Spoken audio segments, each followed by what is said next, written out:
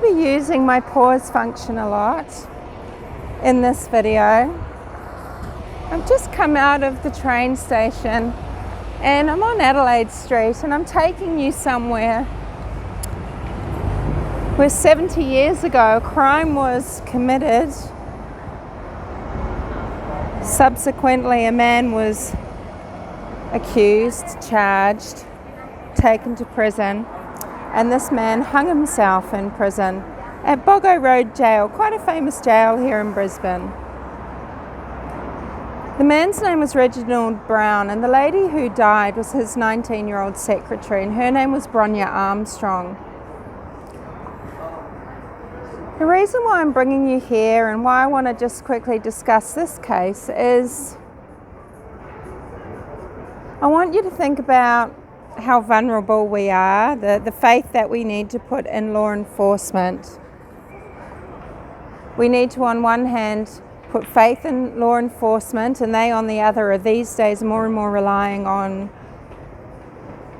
what you would call the confession. In decades gone by, it was more common, I guess, for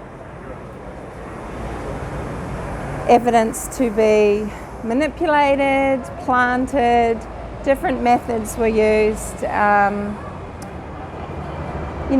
through the ages, we've changed the ways that we feel about police work.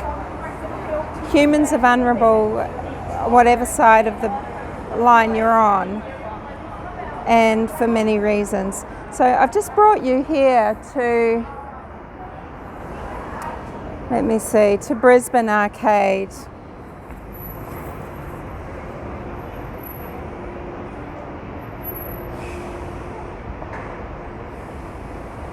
So 1947, and thinking of Reginald Brown, a 50-year-old man with a career, with children, and officers in this arcade.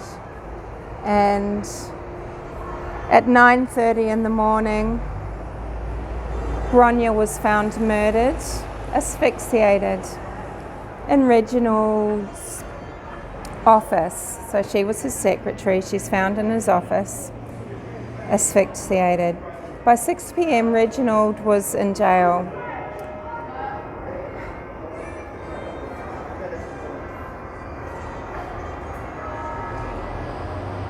Now Reginald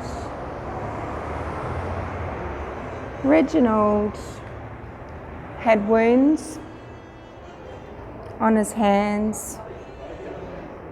He had bite marks on his arms and hands. And he told police he had been beaten up the night before. And the police took his wounds as if they were defensive wounds, not the wounds of someone that's been attacked. They didn't seem to take into account the fact that Bronia didn't have wounds of her own that would marry up to Reginald's wounds, to this same sort of attack. That didn't happen at all. And it is very sad that Reginald Brown wrote the saddest note to his family, to his children ever, and left that in his cell where he hung himself, saying that he is innocent of this crime. It's something he would never do. But he was terrified of the power of the police. He had been convicted, and he was probably, he'd been charged, and he was probably looking at a conviction, and he was terrified. And he was a good man. And this is an old case that really highlights, everyone's vulnerabilities, because What chance at a trial did Reginald have? He obviously felt like he really didn't have one. And we need good investigations. We need fact. We need fact finders. We don't need conclusion jumpers. And I'm really interested in this point at the moment because of the death penalty in Idaho. Now, sometimes good, innocent people have been murdered, haven't they? And we all know that. And it is so disgusting, and one wrongful death is good enough reason in my mind to abolish the death penalty. But sometimes, God dang it, you just know that it's the right thing to do, don't you? And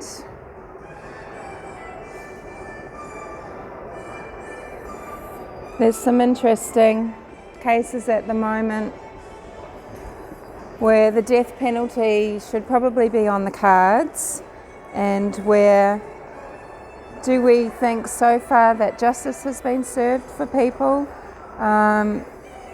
The case might seem like it's going on since, say, the children went missing, but really it started well before that, didn't it? So here's Brisbane Arcade. Really old building, beautiful building. Not as glamorous and gorgeous as some of the arcades in Sydney. There's a beautiful arcade in Sydney that is used as inspiration, as a muse for Peter Carey in his book, The Illywacker. Highly recommend that.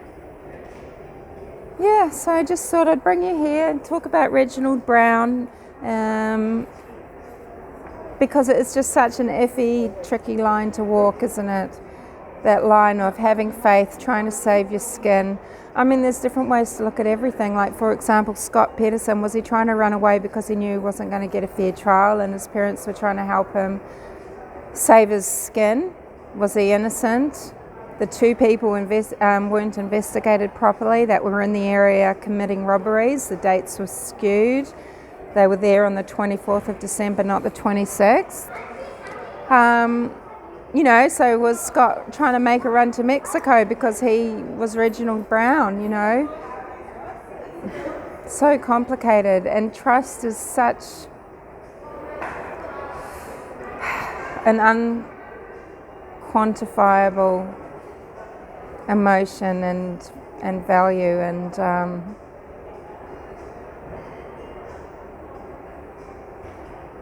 justice is sometimes, it's definitely not black and white, is it?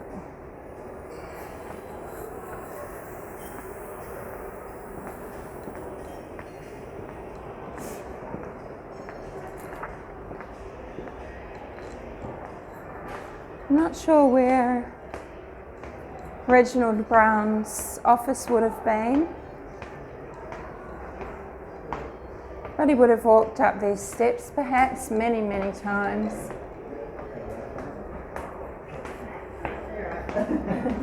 Sorry,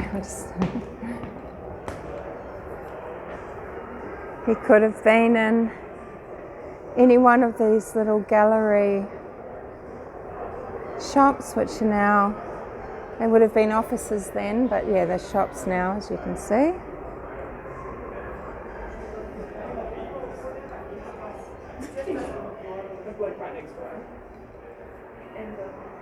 The old wood panelling.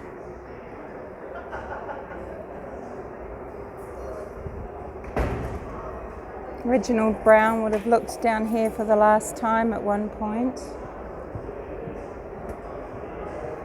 Bronia Armstrong walked up here, walked along here, 19 years old, probably feeling quite proud to have a professional job working as a secretary in the city of Brisbane.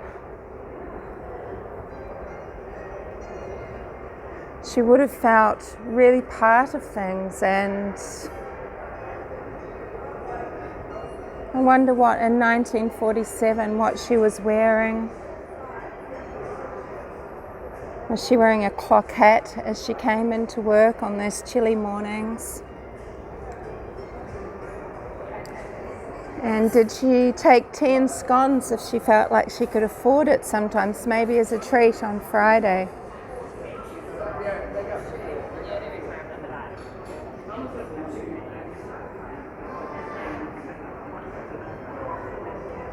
Perhaps sometimes she took the lift.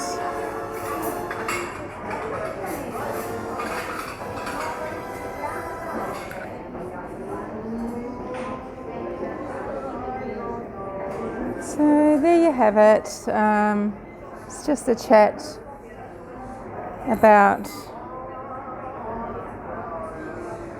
justice, miscarriage of justice investigation.